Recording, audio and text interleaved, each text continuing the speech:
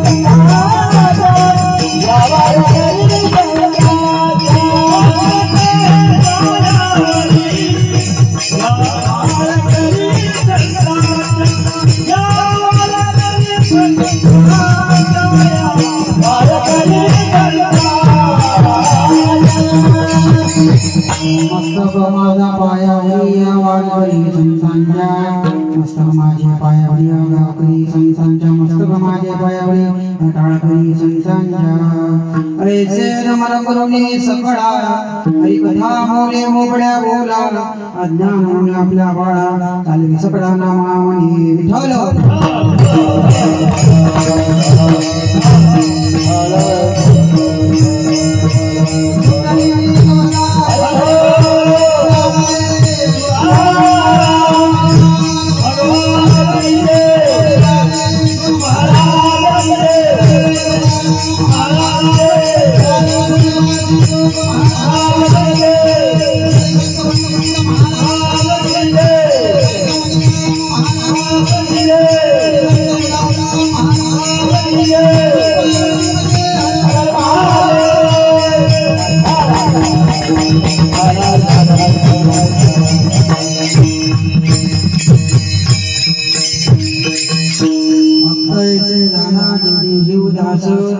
गेले आशा पाशांनी विषय शोधांचा झाला नारायण नावडे जन माता पिता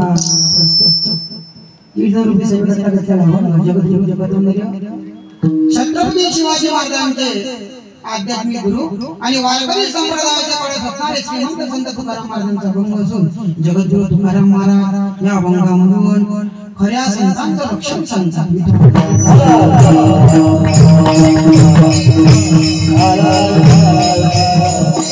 अभंगाला सुरुवात करण्याबद्दल थोडा परिहार द्यावा लागतो।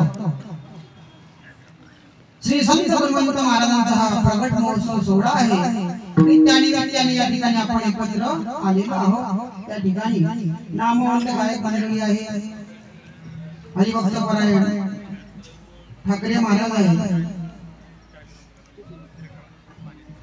त्यानंतर विश्वेश्वरजी महाराज कराडे आहे, भूषणजी महाराज तसेच सर्व महाराज मंडळी या ठिकाणी आहे। सर्वांना वंदन करतो आणि त्यानंतर कीर्तनाकरता उपस्थित असलेले सर्व माता पिता बंधूंना सुद्धा वंदन करतो।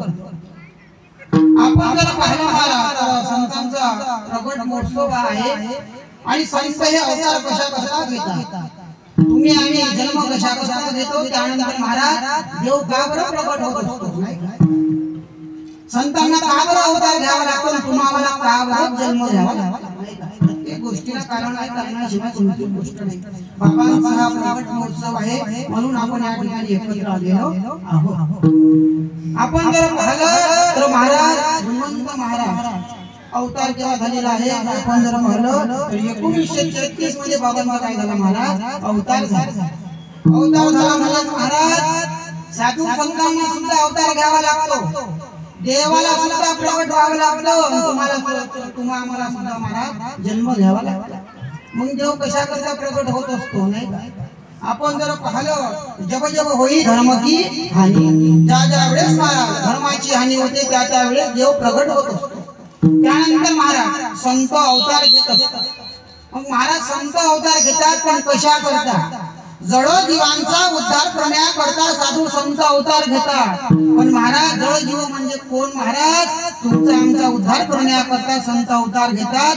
भटकलेल्या जीवांना योग्य दिशा देण्याचं काम संत करतात महाराज, म्हणून संत अवतार घेतात. पण संत अवतार घेतल्यानंतर महाराज संत काय करतात? तर या जगाचं कल्याण करतात. आणि जगाच्या कल्याणाकरता त्याचा अवतार झालेला आहे. जगाच्या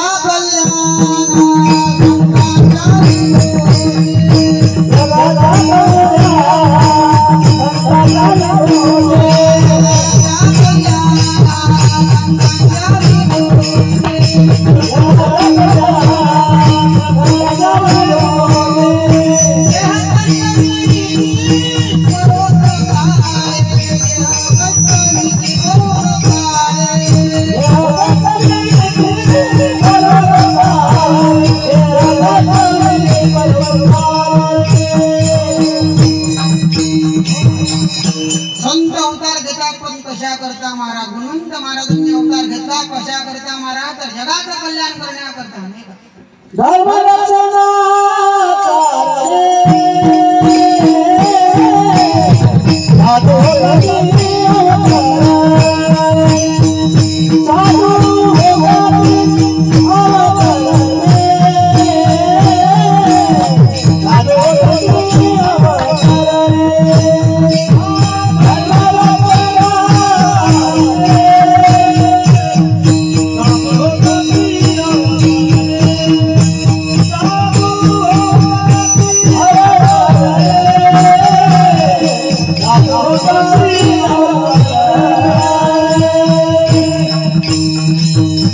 साधूचा अवतारच या करता होता महाराज, धर्माचं रक्षण करण्याकरता नाही का? धर्माचे पालन करणे पाखंड करणे काम बीज वाढवावे नाम, याच्याकरता महाराज संतांचा अवतार होत असतो नाही का? जड जीवांचा उद्धार करण्याकरता संत अवतार घेतात. महाराज देवाला प्रगट व्हावं लागतं, संतांना अवतार घ्यावा लागतो. तुम्हाला आम्हाला जन्म घ्यावा लागतो. पण महाराज जन्म घेत असताना सुद्धा महाराज नुसता आपण जन्म घेत नाही, तर वासना धरूनच आपण जन्माला येत असतो नाही का? जन्म घेणे नाही वासनेच्या संगे जन्म सुद्धा महाराज वासना सहित घ्यावा लागतो. पण महाराज जन्म घेत असताना या जन्माचं महत्व आपल्याला कळालं पाहिजे.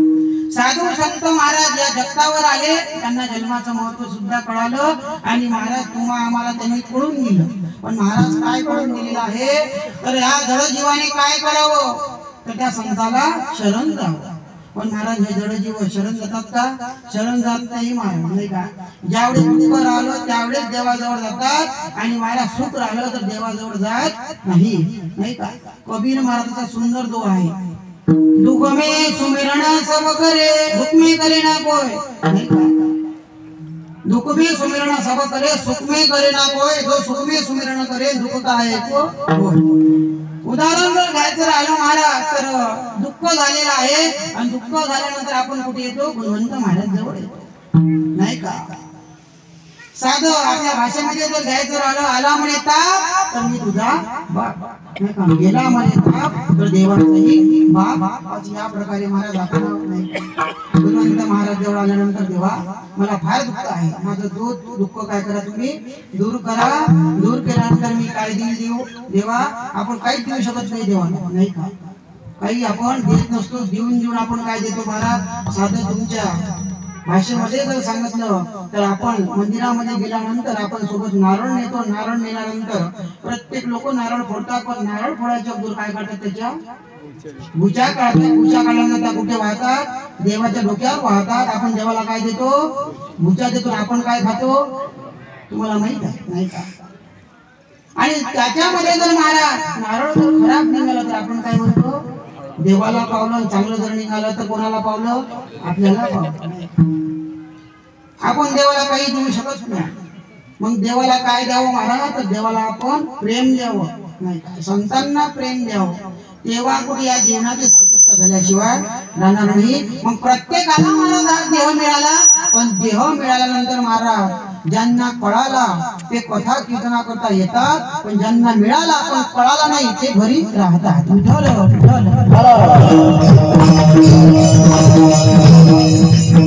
महाराज शुभाचितकार वर्णन करतात, काही काही गोष्टी पुन्हा पुन्हा मिळतात. पुनर्विधी पुनर्मित्र पुनर्भार्या पुनर्मही एकच सर्व पुनर्लभन शरीर पुनः हे शरीर पुन्हा पुन्हा मिळत नाही. पुनर्वित्त म्हणजे पुन्हा धन मिळेल. पुनर्वित्त पुनर्मित्र मित्र सुद्धा पुन्हा मिळेल. भार्या म्हणजे पत्नी एक गेली की दुसरी करता येईल नाही का.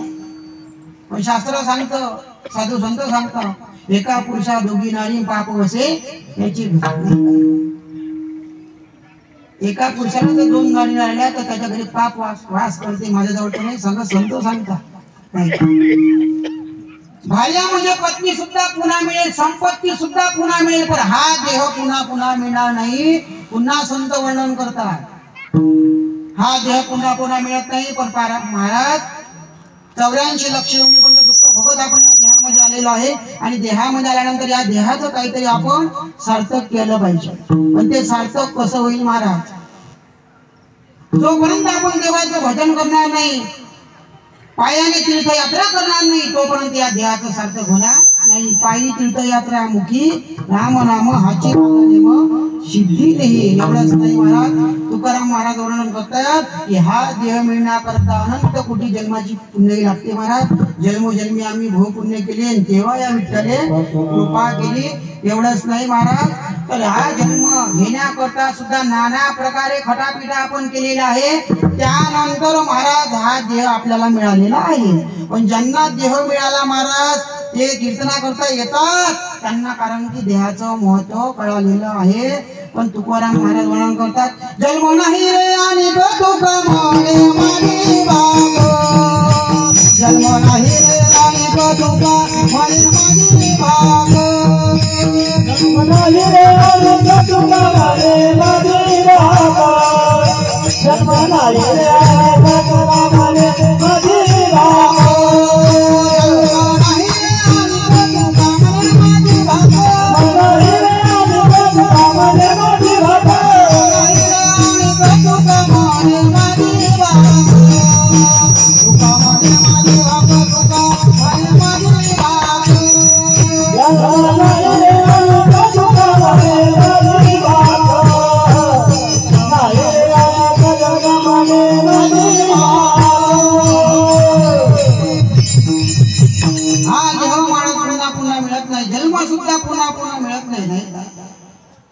कारण की महाराज या ठिकाणी पशु पक्षी सुद्धा जन्माला आलेले आहे. पण त्यांना काही मला समजतं की त्यांना समजतं का कथा कीर्तनामध्ये आपण गेलं पाहिजे त्यांना समजत नाही.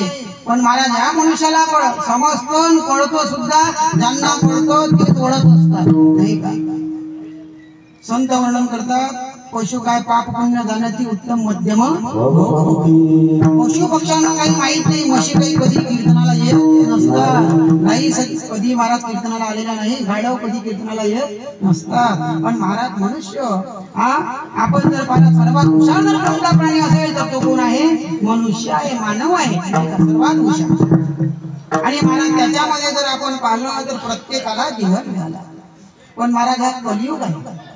प्रत्येक वर्ष आपण जर पाहिलं तर प्रत्येक वर्षामध्ये प्रत्येक युगामध्ये एक एक शून्य कमी झाला. मग कलियुगामध्ये इथं एक शून्य पुन्हा कमी झाला म्हणजे किती झालं 100 झालं महाराज. 100 म्हणजे महाराज किती अल्प आयुष्य मानवी देह. शत गलिले ते अर्धरात्र मध्ये बालत्व पीडा रोग क्षय काय भजनाशी उरले ते पाहेगा राम राम स्मरण. अल्प आयुष्य आहे प्रत्येकाने. अल्प आयुष्य मानवी देह शत गलिले ते अर्धरात्र काय. शत गलिले ते अर्धरात्र काय म्हणजेच महाराज आपण जर पाहिलं तर बालपण का कशामध्ये नेणत्यामध्ये जातं. बालपण गेले नेणता तरुणपणी विषय वेता वृद्धपणी प्रवतली चिंता नाही मागुता नाही काय.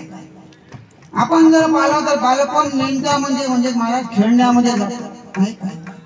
तरुणपणी महाराज विषयाच्या व्यथा महाराज कसं होईल नाही का विषय. आणि वृद्धपणी प्रवतली चिंता माझं कसं होईल महाराज नाही काय. माझं मरण कसं होईल नाही का. प्रत्येकाला मरणाची याच्यासाठी गेला होता अट्टास शेवटचा दिवस गोड व्हावा. प्रत्येकाचा अट्टास आहे की शेवटचा दिवस गोड व्हावा. पण केव्हा महाराज जोपर्यंत या ध्यास आपण सार्थक करणार नाही तोपर्यंत महाराज आपलं गोड सुद्धा होणार नाही. म्हणून अल्प आयुष्य प्रत्येकाला 100 वर्षाचं आयुष्य मिळालेलं आहे कलियुगामध्ये. पण महाराज खरं जर पाहिलं तर प्रत्येकाचं 100 वर्षाचं आयुष्य आहे का? 100 वर्षाचं नाही. कलियुगामधलं खरं आयुष्य फक्त 40 वर्षाचं नाही का?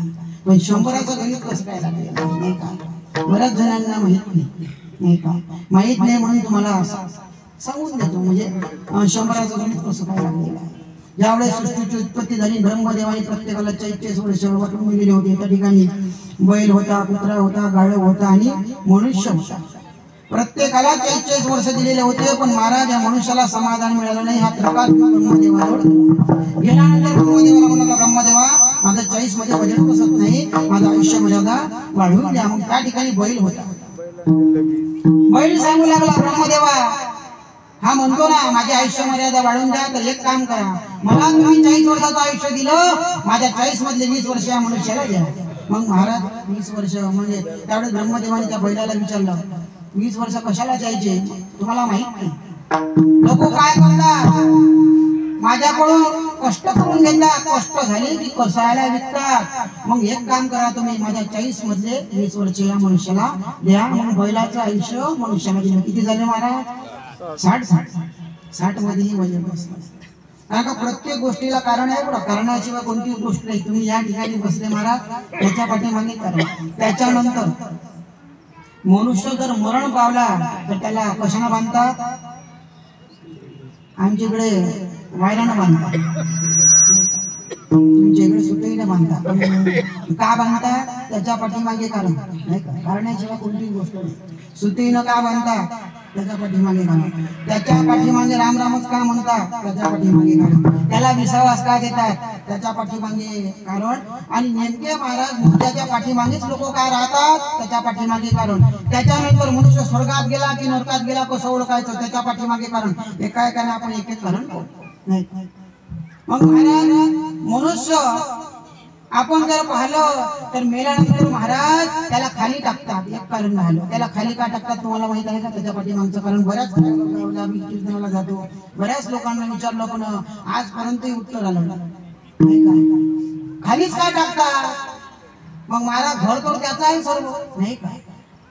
कोटीचा बंगला आहे पण त्याला बाहेरच का जाळता? घरामध्ये का बरं जाळत नाही का?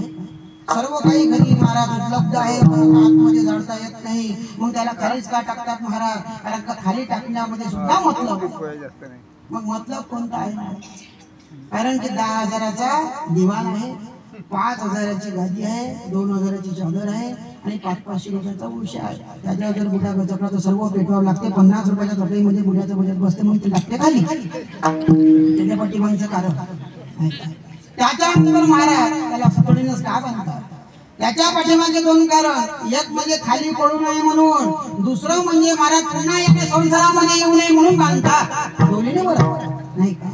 त्यानंतर महाराज त्याच्या पाठीमागे राम रामच का म्हणतात? कारण का कधी त्याने देवाचं नाव घेतलं नाही. संत वर्णन करतात, अंत काळी जातात नाम आले मुखात तुका म्हणे सुका. कारण नाही काही त्याने कधी म्हटलं नाही. तर आता तरी त्याने त्याच्या गाण्यामध्ये देवाचं नाव द्यावं. कारण का रामाचं नाव काय आहे? सत्य आहे. राम नाम सत्य आहे. बरोबर कोणी गेलेलं नाही बरं, पण रामाचं नाव काय आहे? सत्य आहे. म्हणून त्याच्या गाण्यामध्ये देवाचं नाव द्यावं म्हणून राम राम म्हणतात. त्यानंतर महाराज त्याला विसावास का देतात? 84 लक्ष वर्षीपर्यंत दुःख भोगत आला महाराज, त्याला कुठेच विश्रांती मिळाली नाही. कुठेतरी त्याला विश्रांती मिळावी म्हणून त्याला देतात विसावा.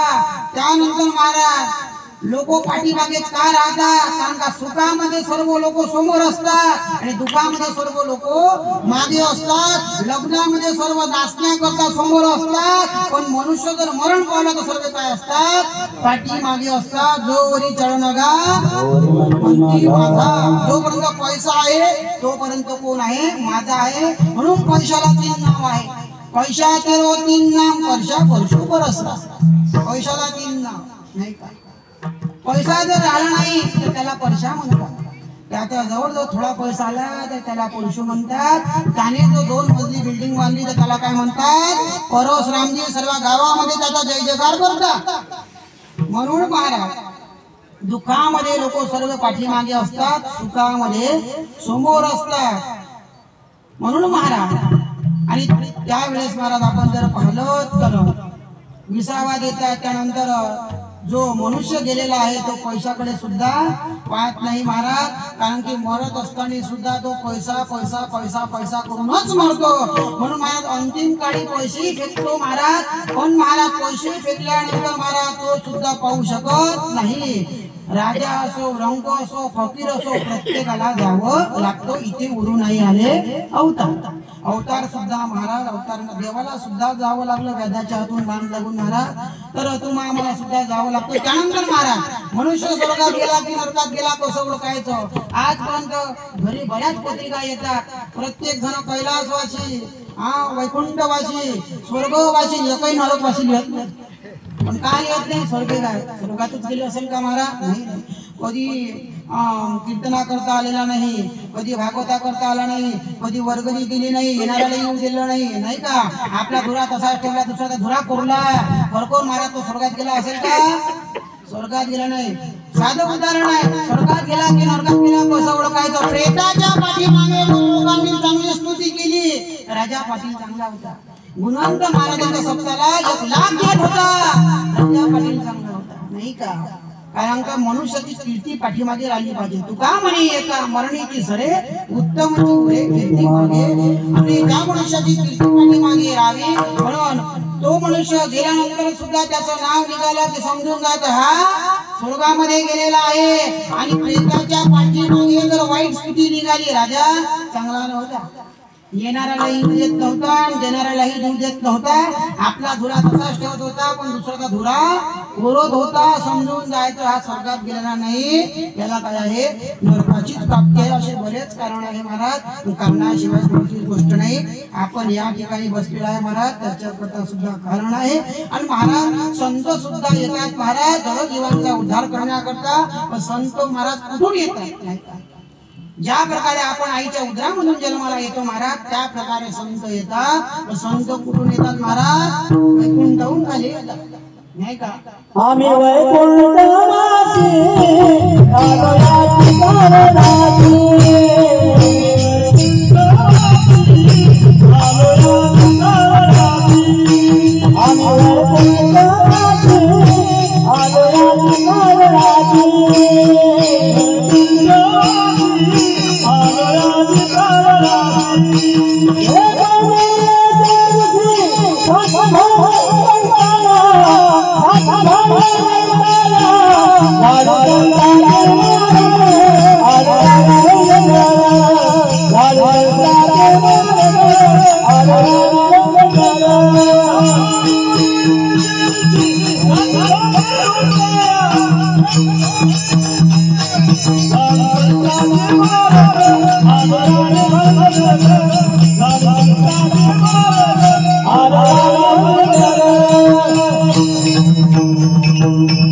महाराज संत म्हणून येत असतात. मृदंगाचा आवाज